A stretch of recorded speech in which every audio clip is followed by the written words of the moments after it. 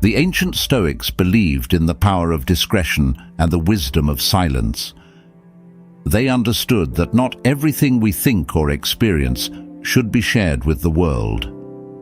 In the words of the Stoic philosopher Epictetus, there is only one way to happiness, and that is to cease worrying about things which are beyond the power of our will.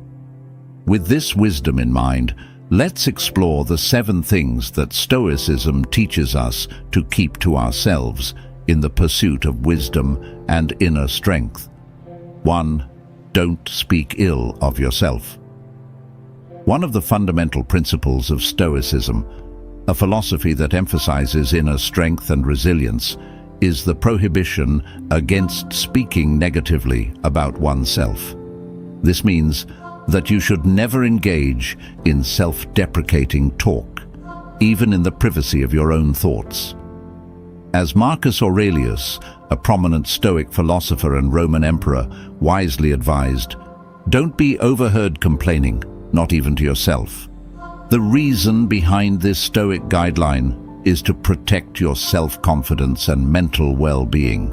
When you constantly indulge in thoughts like, I'm terrible at this, or I'll never improve, you're essentially chipping away at your self-esteem. These negative self-assessments can have a debilitating effect on your motivation and hinder your personal growth. To follow this Stoic wisdom, it's crucial to be mindful of your inner dialogue. Instead of putting yourself down, strive to remind yourself of your potential and capabilities. Tell yourself, I am capable of achieving this, and if not immediately, I will get there, eventually. By adopting this positive and growth-oriented mindset, you'll bolster your self-confidence and resilience, aligning with the core tenets of Stoicism. 2. Don't boast about self-improvement. Epictetus, a prominent Stoic philosopher, offers valuable counsel on the subject of self-improvement. He wisely suggests that when we strive to become better individuals, we should do so with a sense of humility and discretion. This means refraining from loudly proclaiming our efforts and accomplishments to the world.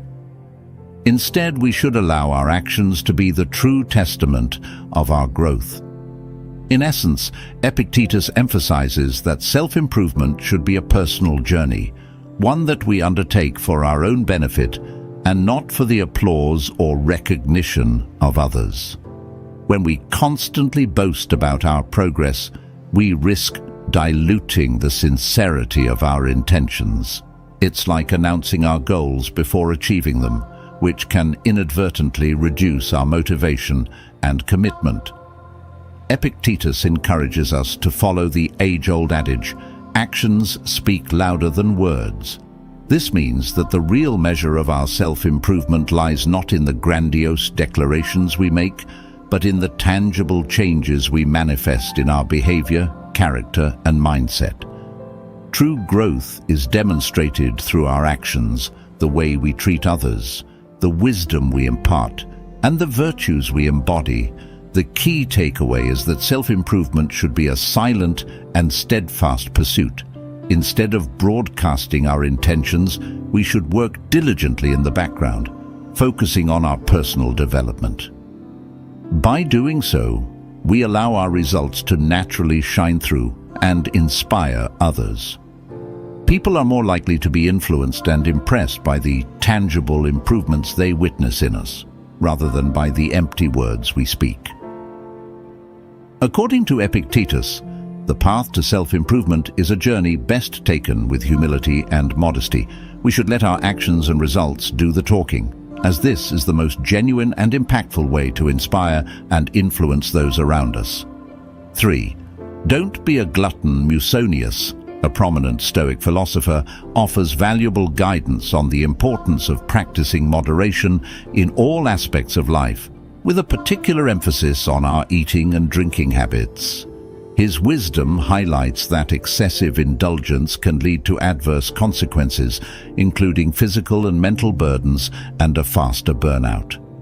The Stoic philosophy emphasizes the significance of discipline and self-control as fundamental keys to success, not only in our professional endeavors, but also in the broader spectrum of our lives. This means that the virtue of moderation is not just a mere suggestion, it's an essential principle to embrace. Imagine a pendulum swinging.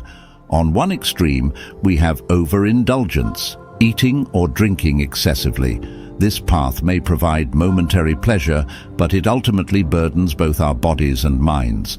Overeating, for example, can lead to physical discomfort, health issues, and the mental distress of guilt or regret.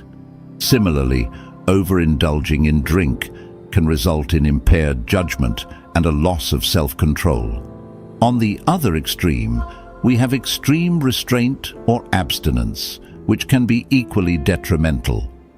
This can lead to feelings of deprivation, frustration, and, paradoxically, may even contribute to a desire to overindulge later on. Musonius's wisdom advises us to find the balance in between, a middle path. Moderation is the key. Instead of stuffing ourselves to the point of discomfort, we should eat until we are satisfied. Instead of consuming drinks excessively, we should enjoy them in a way that enhances our experiences, not hinders them. The Stoic philosophy, as exemplified by Musonius, teaches us that moderation isn't just a virtue concerning food and drink. It's a universal principle that can be applied to every aspect of our lives.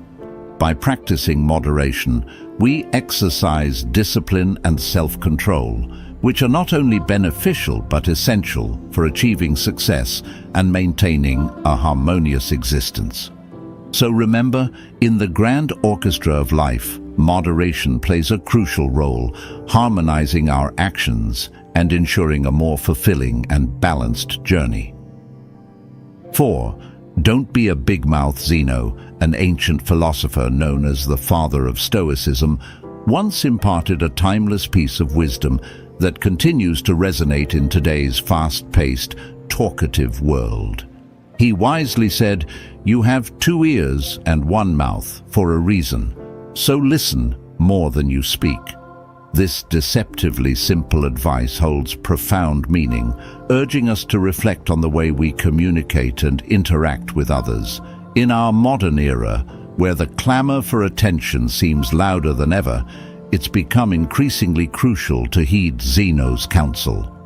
The clamor often emerges from social media, meetings, and everyday conversations, where everyone strives to have their voices heard. However, in the quest to make our thoughts known, we sometimes forget the immense value of active and attentive listening. Listening is an art that requires more than just the absence of noise.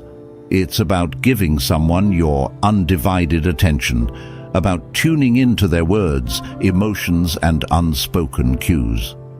When you listen, you offer a precious gift: respect. It demonstrates that you value the speaker's thoughts, feelings, and experiences. In a world full of noise, being a good listener sets you apart, and it's a testament to your empathy and consideration. When you listen, you create a space for meaningful connections to form. People feel heard, understood, and valued, leading to stronger bonds and more effective communication. Whether you're in a personal or professional setting, being a good listener can enhance relationships, foster collaboration, and promote a sense of trust. Moreover, listening also provides you with the opportunity to learn and grow. By actively engaging with what others say, you can gain new perspectives, insights, and knowledge. Listening becomes a source of personal development and a pathway to making informed decisions. Zeno's age-old advice remains as relevant as ever. You have 2 ears and 1 mouth for a reason, so listen more than you speak. In a world where self-expression often takes center stage, being a good listener is an act of mindfulness, respect, and wisdom. So the next time you find yourself in a conversation, Remember the power of listening, and you'll discover a profound connection with others and a path to personal and professional growth. 5. Don't be too focused on the future. In the philosophy of Stoicism, there is a profound lesson about the importance of not becoming overly fixated on the future. The great Stoic thinkers, like Epictetus, remind us that there are certain aspects of life we simply cannot control.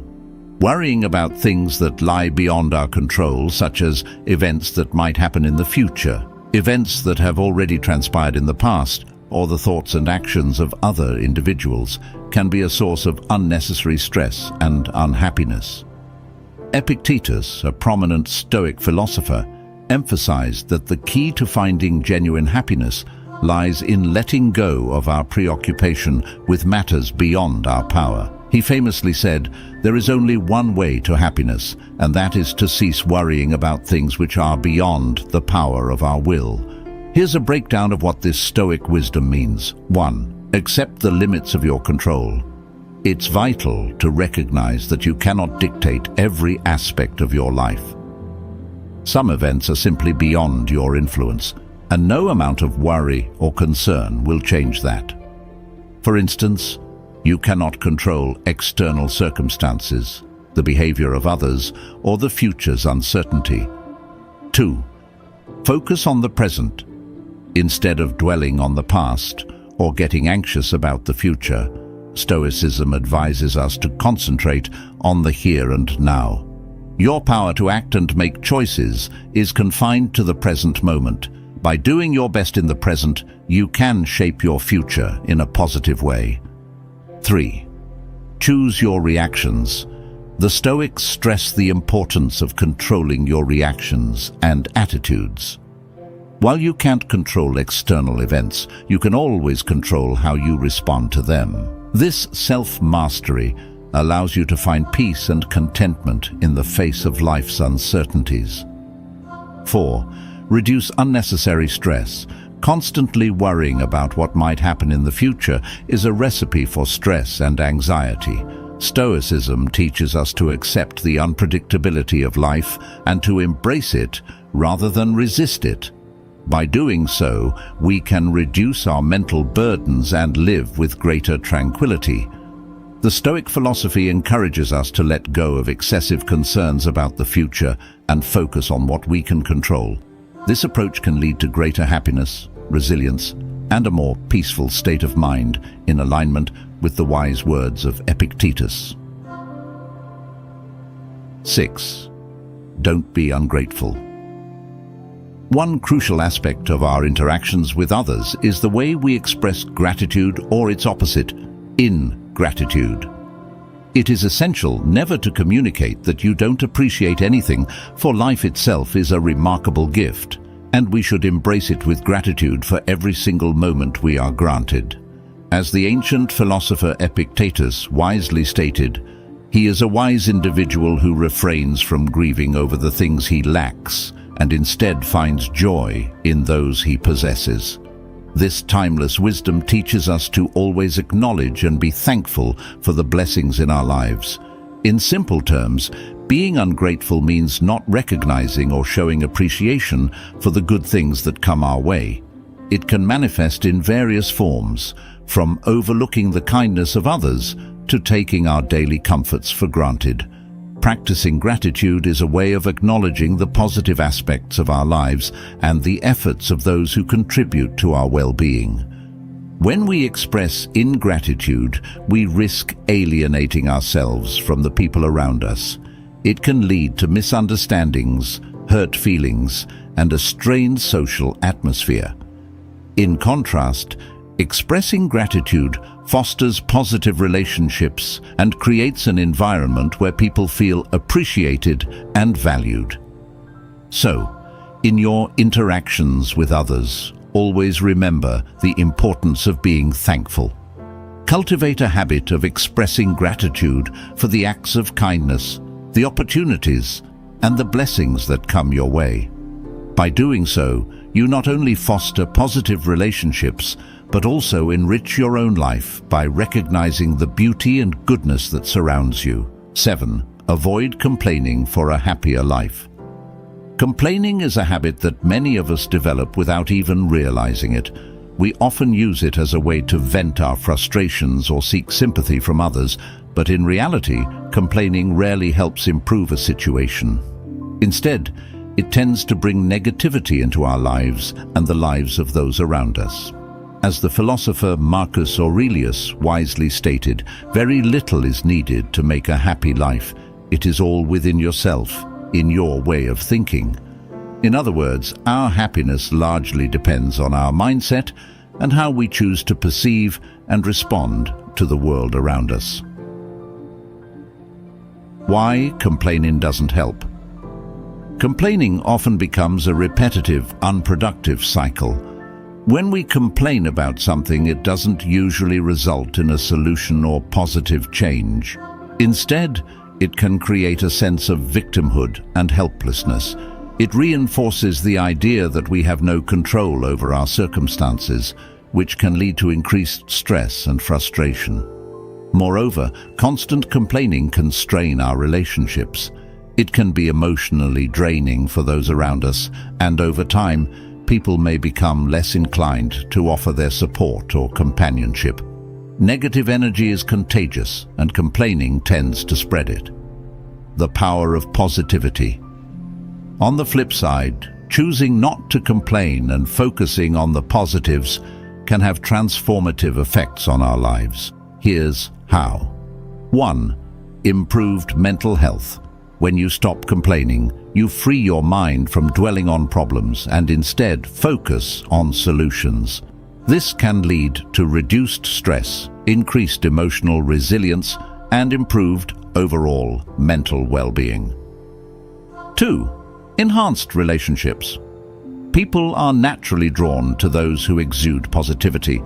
By choosing not to complain, you can strengthen your social connections and build more meaningful relationships. 3. Increased productivity. Complaining often serves as a distraction from taking action. When you shift your mindset toward finding solutions and taking proactive steps, you become more productive and efficient in your endeavors. 4. Gratitude. Not complaining encourages you to be more grateful for what you have.